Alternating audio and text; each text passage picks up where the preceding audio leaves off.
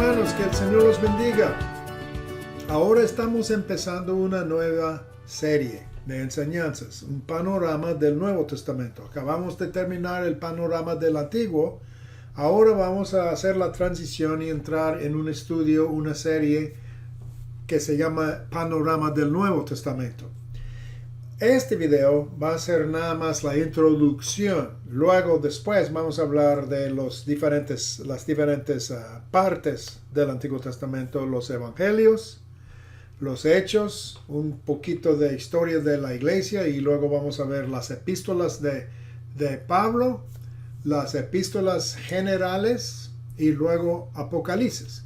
Pero en este video quiero dar una introducción. La primera cosa que tenemos que tratar es ¿qué es un testamento y por qué hay dos en nuestras Biblias? Pues un testamento es un acuerdo o un pacto, un convenio, ¿sí? Entonces, el Antiguo Testamento fue el primer pacto que Dios hizo con un pueblo en forma escrita. Hizo pactos con Noé, hizo pacto en cierto sentido con Adán y Eva y con Abraham. Pero fue el primer pacto escrito con un pueblo entero. Dios llamó a su pueblo de Egipto, los trajo al monte de Sinaí y se acamparon ahí como un año, un poquito menos de un año, y ahí es donde Dios les dio el pacto.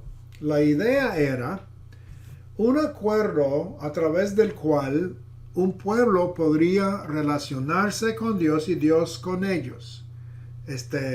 Y Dios quería habitar entre ellos y que ellos lo supieran y estuvieran conscientes de su presencia con ellos.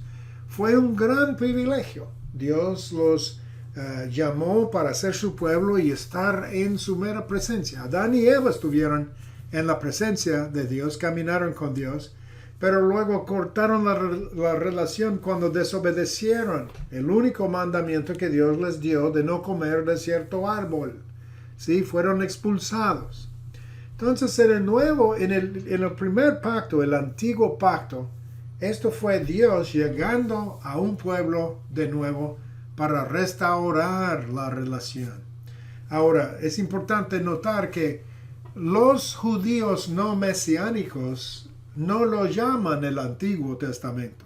Solo nosotros los cristianos o los judíos mesiánicos que creen que Jesús es el Mesías de los judíos, nosotros creemos que esto fue el Antiguo Testamento, el Antiguo Pacto, porque ahora hay un nuevo. Pero los no mesiánicos no aceptan esto, solo aceptan lo que se llama la Biblia hebrea y no lo que nosotros como cristianos llamamos el Antiguo Testamento. Pero entonces, dos acuerdos, ¿sí? Dos convenios entre la gente, el pueblo de Dios y Dios. En el primer pacto, el Antiguo Testamento, Dios les dio las condiciones a su pueblo. Él quiso que estuvieran con Él y Él quiso estar con ellos.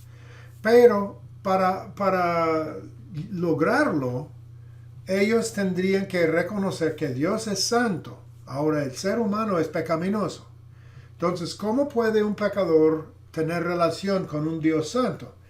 Dios les dio la forma. Él les dio el primer pacto como una solución de este problema. Primero les dio su ley, la Torah, y sus leyes. Y en estas leyes Él les enseñaba su carácter, su naturaleza, lo que se quería, lo que se requería estar con Él. Dos personas no pueden caminar a menos que estén de acuerdo, ¿verdad? Y si uno es pecador y rebelde y no tiene orden en su vida, no puede estar con un Dios de orden y de santidad, ¿verdad? Entonces Dios dijo primero, serán santos porque yo soy santo. Yo soy puro, yo vivo de esta manera. Ustedes tendrán que estar de acuerdo. Las leyes de Dios enseñaron lo que era como el carácter, de acuerdo, digamos, con el carácter de Dios. No adulterarás. ¿Por qué? Porque Dios es una persona de fidelidad. Él no promete y luego no cumple. Entonces no puedes adulterar no robarás. Dios es una persona que respeta la propiedad de otros, ¿verdad? La persona de otros, la personalidad, etc. Y no tendrás otros dioses ajenos aparte de mí. Sí, porque yo soy su creador. Lo único correcto y justo, lo único que sería bueno para ustedes sería obedecer esta ley y no tener otros dioses, porque esto no va a funcionar. Es como un matrimonio, una relación con Dios. No puedes casarte con muchas personas, tienes que comprometerte. De igual manera, no puedes tener muchos dioses, solo hay un Señor. Entonces, la idea fue esto: revelar el carácter, digamos, y los caminos de Dios para que la gente pudiera estar con Él, de acuerdo, en relación con Él. Además, Dios les dio una estructura bastante interesante y desde nuestra perspectiva como seres humanos, tal vez se podría decir que es algo raro. El tabernáculo, me refiero al tabernáculo. Dios dijo, para yo habitar entre ustedes, tendrán que traer ofrendas y construir esta estructura, y les dio todos los detalles de esta estructura. Y es un poquito raro. Tal vez ustedes han visto modelos del tabernáculo, pero alrededor tenía cortinas, ¿sí? Y entonces el pueblo en general no pudo acercarse. A lo mejor nomás podrían ver la parte arriba de la tienda. Ellos no podrían entrar porque estas cortinas servían de una barrera y había nada más una entrada. Ahora, ¿quién pudo entrar ahí? Únicamente, solamente los sacerdotes. Dios proveyó un sacerdocio para el pueblo. Entonces, tenían la ley de Dios y tenían sacerdotes y tenían esta estructura. Los sacerdotes únicamente podrían entrar por la única entrada y únicamente a través de sacrificios. Tenían que traer sacrificios y ofrendas, holocaustos, de vacas, de palomas, de trigo, de vino, de aceite, etc. Muchas cosas Dios especificó. Y tenían que traer algo. Al entrar tenían que matar animales y cortar los pedazos de los animales y luego derramar su sangre para expiar pecados y luego quemar sus cuerpos, sus cadáveres, ¿verdad?, sobre un altar de bronce. Esto fue el número 1. Y luego de allí se fueron a un fuente bastante grande que tenía como 17,000 galones de agua para lavarse las manos y los pies en una ceremonia, un rito. Entonces, a través de un sacrificio de sangre, un holocausto, y a través de un lavamiento, podían entrar luego al primer compartimento del santuario, que era una cosa hecha de tablas con pieles encima, varias capas de pieles. Y había una entrada y había un compartimento, el primero, que se llamaba el lugar santo. Y los sacerdotes todos podían entrar allí, pero no para jugar o pasar el tiempo. Tenían que entrar en seriedad y tenían que entrar para hacer sus trabajos, ofrecer sangre, derramar sangre, quemar incienso y poner los panes sobre una mesa, los panes de la presencia de Dios, y prender fuego en las lámparas. Entonces, esto eran sus deberes, sus tareas. Y había otro compartimento, el segundo, que se llamaba el lugar santísimo. Ahora, en ese lugar, solo y únicamente, el sumo sacerdote pudo entrar, y solo una vez al año en el día de la expiación. Entonces, él tuvo que hacer muchos ritos, lavarse, cambiar su ropa varias veces, ofrecer este holocausto y luego aquel holocausto y esto y el otro, y con mucho cuidado tenía que ofrecer y hacer todo en orden, y luego él pudo entrar para hacer expiación para los pecados, los suyos como sacerdote y también los pecados del pueblo. Y esto fue la única manera en que se puede expiar o digamos, llevar afuera, limpiar el pueblo de sus pecados y el mismo sacerdote, ¿sí? Entonces, esto fue la idea del primer pacto. Y entonces es importante recordar, consistía en 4 cosas. La ley de Dios, que revelaba el camino de Dios y su carácter y todo eso. El sacerdocio, que ellos intercedían entre Dios y el pueblo, ¿verdad? Y hacían el oficio de sacerdotes, de ofrecer sacrificio y todo. Luego el sistema de sacrificios y holocaustos y todas esas cosas que tenían que ofrecer y los ritos y todo eso. Y el tabernáculo, estas 4 cosas, ¿sí? Ahora nosotros como cristianos, ahora entendemos que Cristo cumplió con todo esto para nosotros. Cristo tabernaculó, se puede decir como verbo. Dice Juan 1:14 que el verbo se hizo carne y habitó entre nosotros. Y la palabra que él habitó entre nosotros se traduce habitó en español. Esa palabra en griega dice él hizo su tabernáculo entre nosotros. Así es que Cristo mismo fue, su cuerpo fue como el cumplimiento del tabernáculo. Cristo cumplió con toda la ley de Dios. Romanos dice, él cumplió con toda la ley. Él es el cumplimiento de la ley. Él alcanzó la meta de la ley. Y luego Cristo, la Biblia dice, es nuestro sumo sacerdote. Él intercede, él se puso como mediador entre la humanidad y Dios.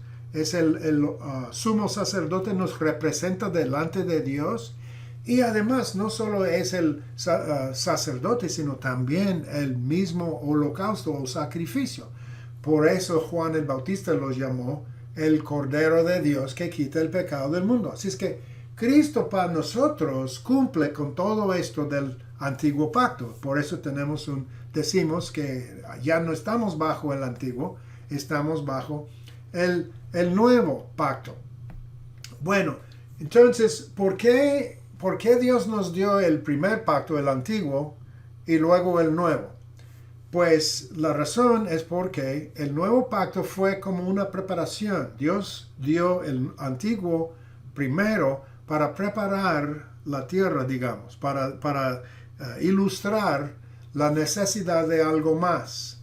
La ley de Dios nos condena. ¿Por qué? Porque no obedecemos impecablemente la ley de Dios. Nadie lo hace. No hay ni un solo ser humano en toda la historia y en toda la tierra que ha cumplido con la ley siempre y sin fallar, y sin faltar. No. Desde el principio Israel empezó a desobedecer, aún durante el tiempo de los milagros bajo Moisés.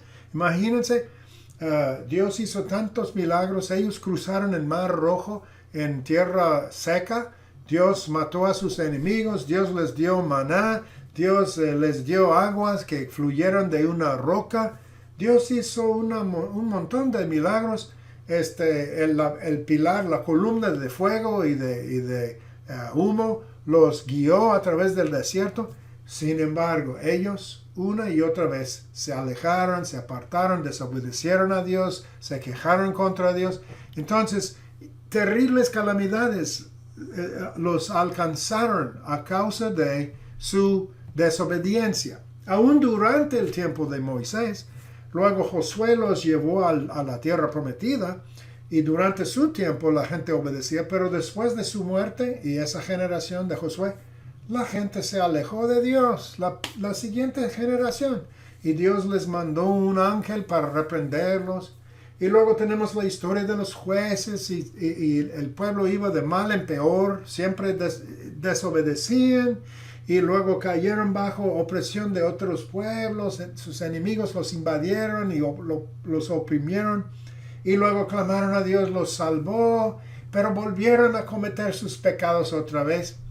Por fin tenían reyes y David fue un buen rey y su hijo Salomón, cuando él llegó a ser rey, pues maltrataba a la gente, y el hombre más sabio en la historia pues no fue tan sabio porque desobedeció a Dios y él terminó como idólatra y construyó templos para otros dioses y todo eso. Después de la muerte de Salomón, el reino se dividió en dos, o sea, la nación de Israel se dividió en dos, la parte del norte, la parte del sur. La parte del norte se llamaba Samaria, Efraín o Israel. La parte del sur se llamaba Judá y consistía en Judá, Benjamín y los levitas. La parte del norte tenía 10 tribus, pero su primer rey fue Jeroboam y Jeroboam creó dos ídolos ya desde un principio y entonces el reino del norte se apartaron, se alejaron de Dios y en el año 722 pues cayeron, fueron conquistados por los asirios de Nínive, que es parte de Irak en el día de hoy. Y el reino del sur duró poco más, 135 años más, pero ellos cayeron en el año 586-7 bajo los babilonios y fueron llevados cautivos a Babilonia. Entonces, ¿por qué tenemos dos pactos? Porque la gente no obedecía al primer pacto. Finalmente Dios trajo un remanente de Babilonia, unos pocos volvieron a la tierra prometida y esto fue porque Dios había prometido que les iba a mandar el Mesías, ¿verdad? El mensajero del pacto que iba a iniciar el nuevo pacto. Entonces unos pocos volvieron, pero nunca fueron una nación independiente, siempre estaban bajo el dominio de otras naciones como los persas, los griegos, los partos y luego los romanos. Pero Dios sí cumplió con su promesa de traerlos para atrás, de devolverlos a su tierra, para que pudieran construir el templo de nuevo, el segundo templo, y luego para que su hijo pudiera llegar.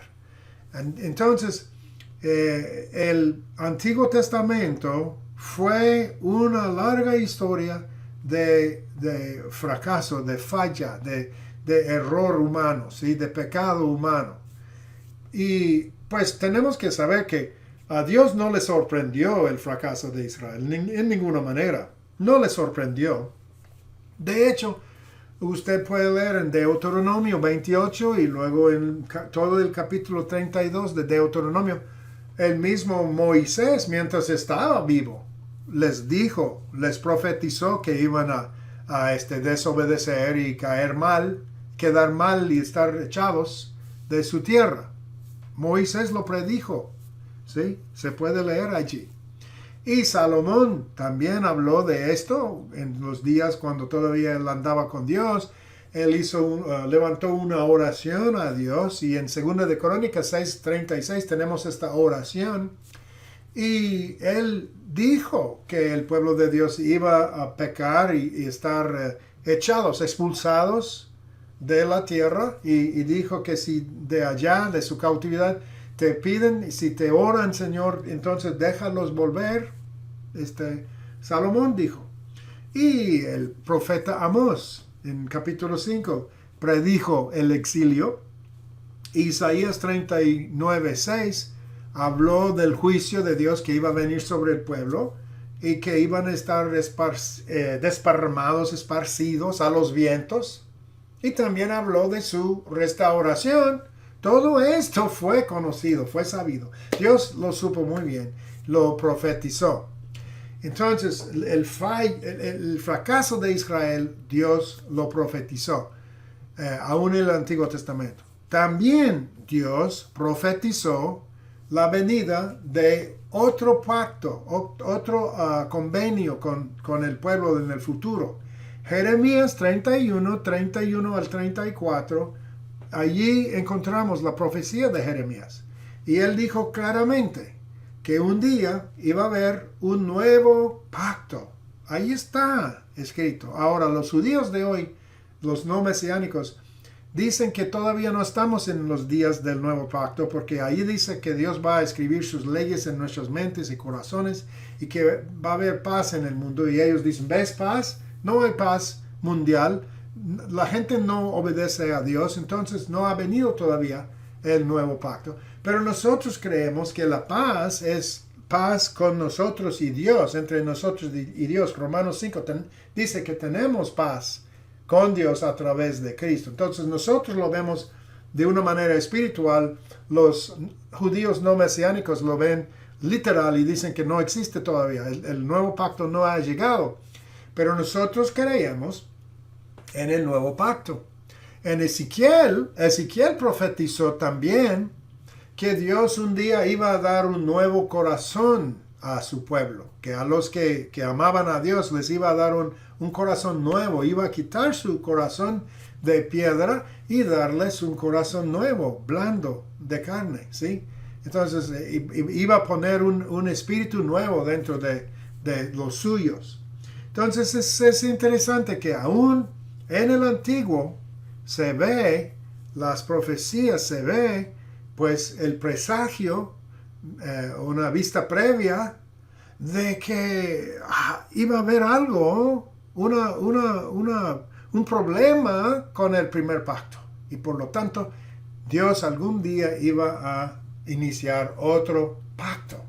Es interesante que en Hebreos, capítulo 9, versos 8 y 9, dice que el Espíritu Santo, a través del tabernáculo, y el hecho de que había dos compartimentos del tabernáculo, estaba indicando esta idea de dos pactos, que el primer compartimento significaba o representaba el antiguo pacto, y el segundo compartimento, el lugar santísimo, representaba el día del nuevo pacto. Interesante, ¿no? Dos compartimentos en el tabernáculo que representaban, que era una ayuda visual de que iba a haber dos pactos. Y es sumamente interesante y me bendice mucho saber que cuando Cristo murió, ¿qué pasó? Cuando murió en la cruz,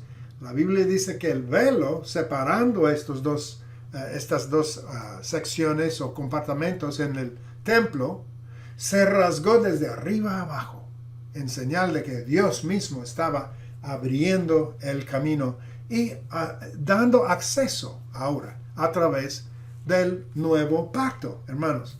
Es interesante, ¿ves? Muy, muy interesante. Ahora, unos versos más y vamos a terminar el video de hoy. Quiero mencionar que Malaquías quiere decir, el nombre de Malaquías en hebreo es Malachi, y quiere decir mi mensajero. ¿Saben?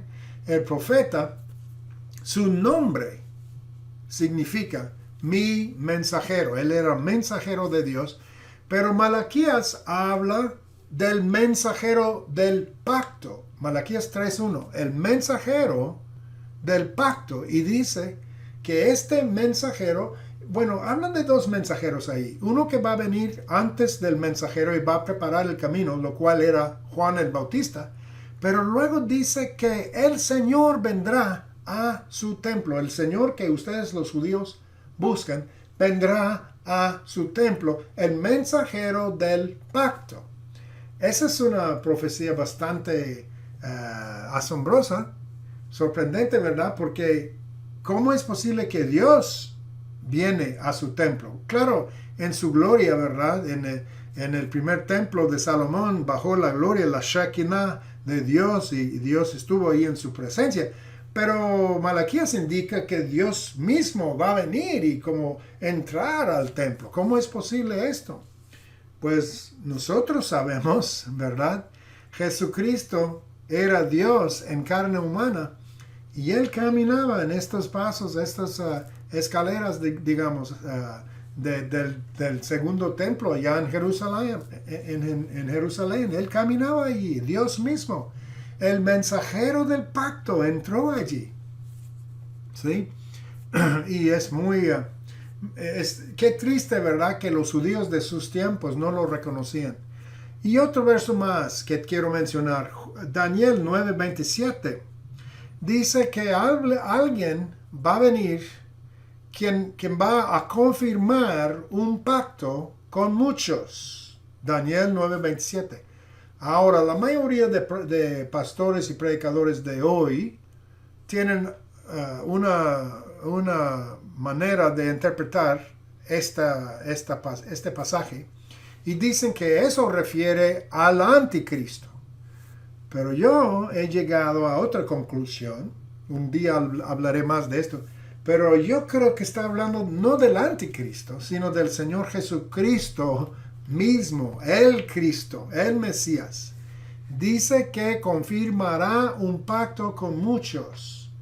Yo creo que cuando Cristo vino, Él fue el mensajero del pacto que Malaquías mencionó, y Él confirmó el nuevo pacto en la noche que fue traicionado, porque Lucas nos dice que en la noche que fue traicionado y que fue arrestado en el jardín de Getsemaní, Él inició el nuevo pacto en el aposento alto con sus discípulos y dijo que la Pascua del Antiguo Testamento había llegado a ser la Santa Cena del Nuevo.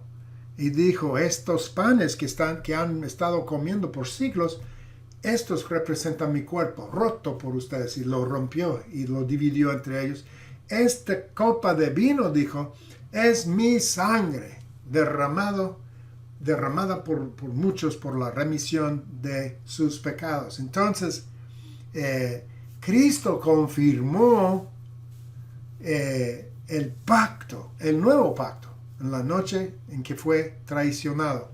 Y además, Daniel 9, allí dice que Él va a poner fin, esta persona va a poner fin a los sacrificios y ofrendas. Ahora, muchos dicen, esto es el anticristo, que va a haber un tercer templo algún día y el anticristo va a venir y poner fin a las ofrendas, y porque los judíos estarán ofreciendo holocaustos otra vez, sacrificios de animales. Yo digo que no, hermanos. El que puso fin a los sacrificios y ofrendas fue el mismo Señor Jesucristo. Porque cuando Él se ofreció y murió por nosotros en la cruz, eso fue el fin de todo el sistema de sacrificios y los sacerdotes del Antiguo Testamento. Él puso fin al Antiguo Testamento y Él inició el nuevo pacto en su sangre, a través de su sacrificio, su muerte en la cruz. Esto lo hizo de una vez por siempre. Lo que Cristo hizo allí fue de una vez por siempre. Él pagó por todos nuestros pecados, toda nuestra deuda, y Él abrió el camino a Dios, se rasgó el velo desde arriba abajo, y Cristo abrió el camino, hermanos. Ahora estamos bajo el nuevo pacto. Una cosa más que quiero mencionar. En varios lugares, en los profetas, espero, por ejemplo, Isaías 49, 5 y 6, la Biblia o los profetas del Antiguo Testamento hablaban de que en un día, algún día en el futuro, que Dios iba a abrir las puertas a pueblos no judíos. El primer pueblo de Dios consistía en judíos nada más. Eran todos judíos. La nación santa era Israel. Pero Isaías profetizó que algún día un siervo del Señor, el siervo sufriente se llama, de los capítulos 42 y 40 y creo que 9, 53, 52. Hay 4 profecías allí de un siervo sufriente que nosotros reconocemos era el Señor Jesucristo, y este siervo iba a ofrecerse, iba a hacer algo para expiar los pecados, no solo de judíos y la nación de Israel, pero allí dice en Isaías 49 que él no era suficiente que él nomás restaurara a Israel, sino que también iba a abrir la puerta para las naciones y que iba a traer gente de toda nación a Dios y a su Dios, al pueblo, y Él los iba a constituir el pueblo de Dios. Entonces, hermanos, wow, la razón para los 2 testamentos, y que aún en el antiguo se ve que va a haber un nuevo, y estamos hablando de esta transición. Por ahora voy a terminar allí. La próxima En el próximo video voy a hablar de los tiempos entre el Antiguo y el Nuevo Testamento. Espero que me acompañen entonces. Hasta luego y que Dios los bendiga.